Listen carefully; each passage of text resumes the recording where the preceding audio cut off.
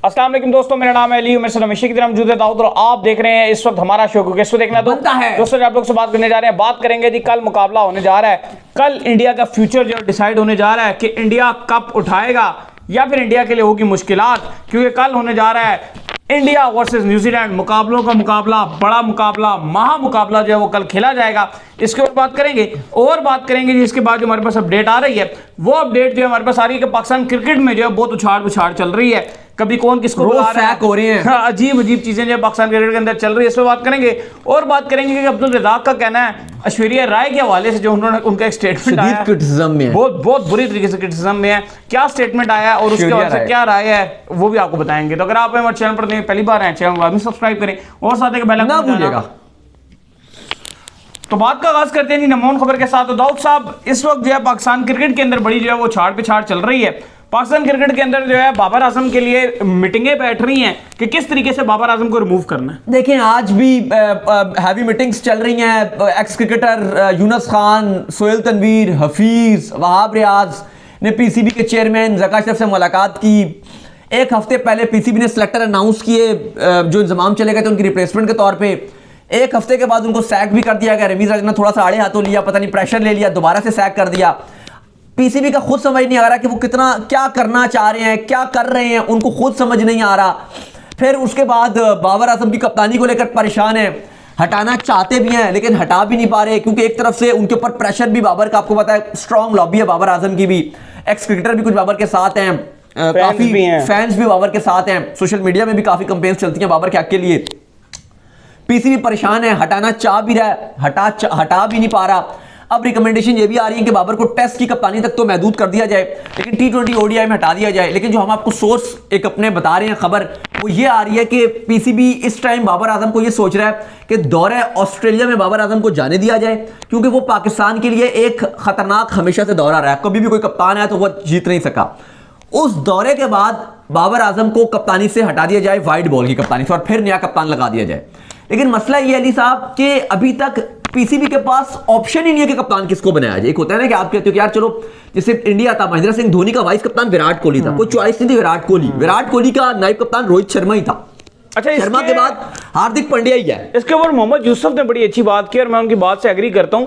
उन्होंने कहा कि जो पीसीबी है ना वो एक्चुअल फैक्ट एंड फाइंडिंग नहीं करता। जैसे आपको याद है कि सरफराज अहमद को जो है कप्तानी से हटा दिया गया था वर्ल्ड कप 2019 की। वजह क्या बनी थी? उनके ट्रैक रिकॉर्ड्स तो बहुत अच्छे थे, लगातार वो जीतते हुए आ रहे थे। वजह ये बनी थी कि वो बैटिंग करते थे नीचे के नंबर पे जाके, बिल्कुल उनकी तरफ से परफॉर्मेंसेस नहीं आ रही थी। तो चेयरमैन का ये काम बनता था कि उनको अपने पास बुलाकर क्लोज द रूम उनको ये बात करते कि यार आपकी बैटिंग की वजह से मसला आ रहा है, आप ऊपर आकर बैटिंग करो, नहीं तो हम आपको कप्तानी से हटा देंगे।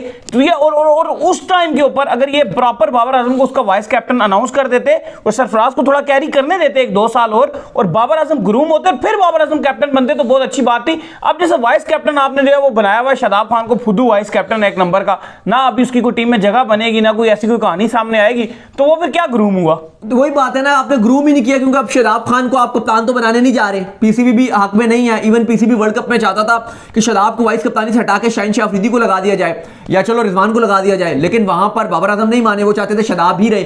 तो बात तो बाबर की भी फिर गलती है कि उन्होंने शादाब को बैक किया, क्योंकि वो चाहते थे मेरे पास ऐसा कप्तान रहे, ऐसा वाइस कप्तान रहे जो मुझे रिप्लेस ही ना करे।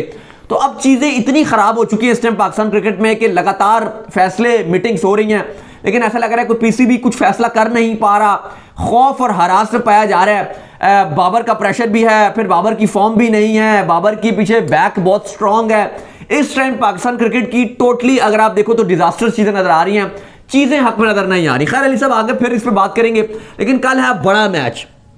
कल पहला सेमीफाइनल खेला जाएगा। आज रोहित शर्मा आए प्रेस कॉन्फ्रेंस में, डिफरेंट सवाल किए, 25 मिनट की तकरीबन प्रेस कॉन्फ्रेंस थी। उन्होंने डिफरेंट कुछ मज़ाहिया अंदाज में जो उनका टिपिकली टपोरी स्टाइल है, अबे यार, हाँ, उन्होंने उस पर भी कुछ जवाब दिए, कुछ उन्होंने कॉन्फिडेंटली भी बड़े जवाब दिए। उन्होंने कहा कि एनवायरनमेंट हमने बड़ा स्ट्रॉन्ग किया हुआ है। फिर उन्होंने कहा कि ऐसा नहीं है कि 2 साल से खाली स्ट्रॉन्ग है एनवायरनमेंट, हमने पहले भी स्ट्रॉन्ग रखा हुआ है, क्योंकि कल match India versus New Zealand Wankhede stadium में। रोहित ने बात एक बड़ी जबरदस्त की, उन्होंने कहा कि मुझसे बेहतर वानखेड़े स्टेडियम को कोई नहीं जानता, जितना मैं वानखेड़े मुंबई को जानता हूं, मुझे नहीं लगता कि इतना कोई खेला हुआ है और इतना कोई जानता है। ऑन द सीरियस नोट, उनके बड़े-बड़े रिकॉर्ड्स हैं इस टाइम जितने भी खेल रहे हैं। उसकी हकीकत वजह यह भी है कि वानखेड़े में आईपीएल में मुंबई इंडियंस का होस्ट है, मुंबई इंडियंस प्रैक्टिस भी वहीं करती है, मुंबई इंडियंस का होम वेन्यू भी वहीं है, और कितने आईपीएल हो चुके हैं आप गिन लो आप। 2008 से आप देख लो आईपीएल की लाइनें लगी है, खेल रहे रोहित शर्मा, शुरू से खेल रहे आईपीएल। तो मुंबई के तो बहुत अरसे से कप्तान बन गए, रिकी पॉन्टिंग को जब से इन्होंने रिप्लेस किया था कप्तानी में, उसके बाद से तो आप कह लो कि मुंबई में ये बिल्कुल ही इनकी प्रॉपर जड़ें मजबूत हैं। बिल्कुल। तो उन्होंने कहा मुझसे बेहतर कोई कंडीशन नहीं जानता। बात तो यही सही है कि वो समझ लो ऐसा ही उनका घर है मुंबई में, वो समझो वहीं पर ही ग्राउंड में सोते हैं, ग्राउंड में उठते हैं, प्रैक्टिस भी वो वहां पे करते हैं। अक्सर वो नेट्स भी जब ऑफ टाइम होता है, टीम इंडिया में नहीं होते, कोई इंजरी वगैरह हो तो नेट्स भी वही करने जाते हैं वंखेड़े में।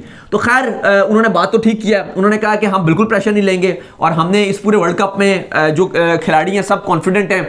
इवन हार्दिक नहीं थे, हमारा कॉम्बिनेशन खराब हुआ लेकिन हमने फिर कॉम्बिनेशन अपना बनाया है और इस टाइम इंडिया बिल्कुल राइट ट्रैक पे है, कोई सेकंड थॉट नहीं है। जो हमारी बेसिक्स है, 9 वेन्यूज थे, हर डिफरेंट वेन्यू पे डिफरेंट मैच हमें खेलना था और हमारे पास कोई हमने एक्सक्यूज नहीं दिया सॉरी, हमने हर मैच को फोकस करके खेला है और हर मैच की डिफरेंट स्ट्रेटजी थी और सब प्लेयर्स ने मेरे डिलीवर किया और इस सिर्फ और सिर्फ हमारा गोल ये मार्की इवेंट है और इस मार्की इवेंट को जीतना ही हमारा गोल है।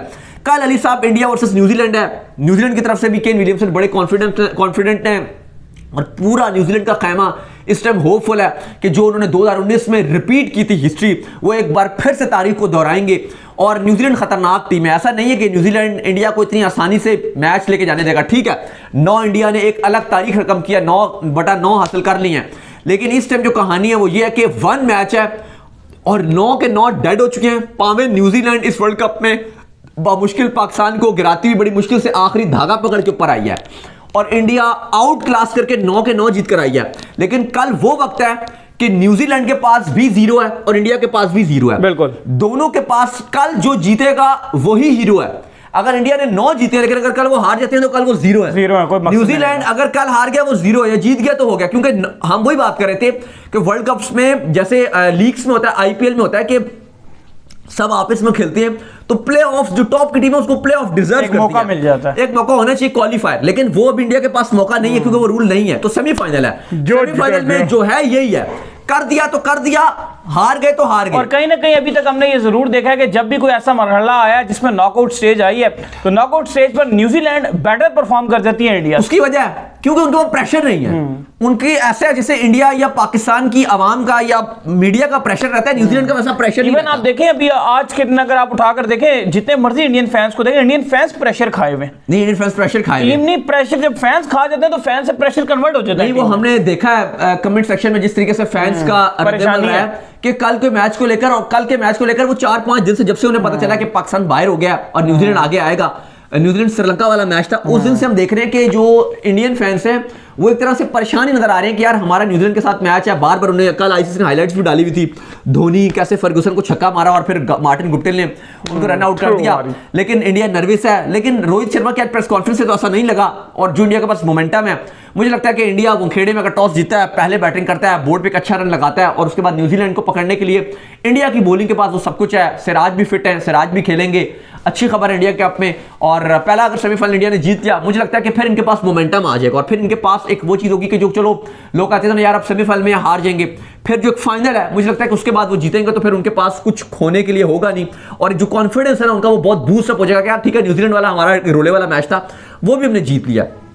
और कहीं ना कहीं इंडिया को एक मॉरली तौर पर ये भी इंडिया अप है कि इंडिया ने 9 बार जो जिस टीम से भी वो खेलते हैं, अगला उनका फाइनल साउथ अफ्रीका से होता है या ऑस्ट्रेलिया से भी होता है और इवन न्यूजीलैंड से भी कल वो खेल रहे हैं, इन सब टीमों को वो हरा कर आ रहे हैं। ये नहीं है कि कोई एक टीम उनसे जीती हो क्योंकि वो प्रेशर आया। वो इंडिया की बॉलिंग इस बार इस वर्ल्ड कप में बहुत एक्स्ट्रा ऑर्डिनरी नजर आ रही है। मुझे लगता है बहुत ही बराबर का मुकाबला है और ज्यादा टीम बराबर क्या उनको फेवर मिलेगी जो सेकंड में बॉलिंग करने आएंगे।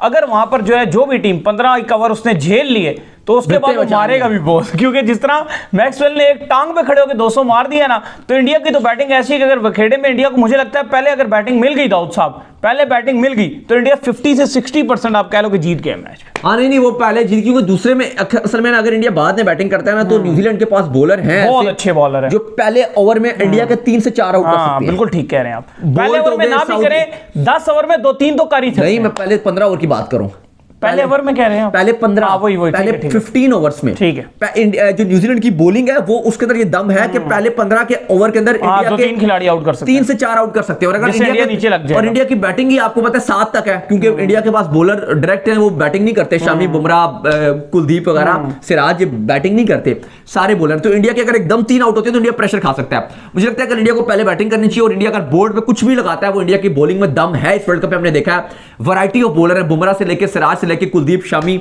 सबके अंदर ये डेप्थ है कि वो अच्छा कर सकते हैं। ये सिनेरियो है।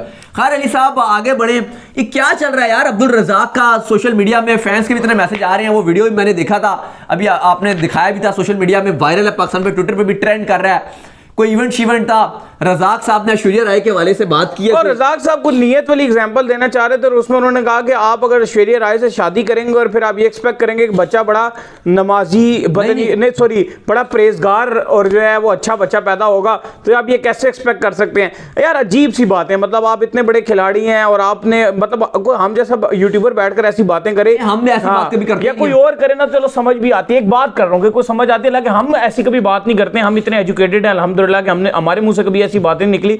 आप तो इतने टीम को रिप्रेजेंट कर चुके हो और आप ऐसी अजीब अजीब बातें करते हो, फिर अपने सीनियर खिलाड़ी बैठ के तालियां बजा रहे हैं वहां पर, तो ये चीजें अच्छा नहीं है। चाहिए। फिर आप मजाक उड़वाते हो, फिर दूसरी तरफ इंडिया में भी कहा जाता है कि यार अनपढ़ है यहाँ पे, क्या है? वजह ये है कि एक दो ऐसे स्टेज में बैठे, देखो रज़ाक का जो भी कहो अच्छे खिलाड़ी थे, लेकिन तालीम की कमी थी, और वो फिर वही स्टाइल वो मीडिया में बैठ के आप स्टेज पे बैठे हुए हो और स्टेज में बैठ के आप इस तरह का मजाक कर रहे हो, तो फिर ये मजाक नहीं होता, ये फिर ये पर्सनल हिट हो जाता है। और आपका अपना जब आया हुआ है, तो अपना आपका ये आया हुआ कि आप एक स्टेज डांसर से कह रहे थे कि मैं शादी करना चाह रहा था, आप खुद शादी करना, फिर आप अपने दो राय में हैं, फिर दो राय हैं, वो दीदार वाला आया हुआ था जी, खुद बोला इन्होंने, ऑब्वियसली। तो आप खुद देखो कि फिर अगर आप ऐसे हो तो फिर आपको ऐसे मीडिया में आके बात नहीं करनी चाहिए। इस तरह की बात करने से आप जो टोटली आप एक ऐसा फन लेके उसको बात कर रहे हो और एक आप मजाक उड़ा रहे हो किसी का भी, जो भी है, ये चीजें ऐसी नहीं होनी चाहिए। फिर दूसरी तरफ से भी वहां पे भी इंडिया में भी क्रिटिसाइज हो रहा है, पाकिस्तान में भी लोग कह रहे हैं यार क्या बात कर दी, कुछ लोग मजे ले रहे हैं, कुछ लोग तनकीद कर रहे हैं।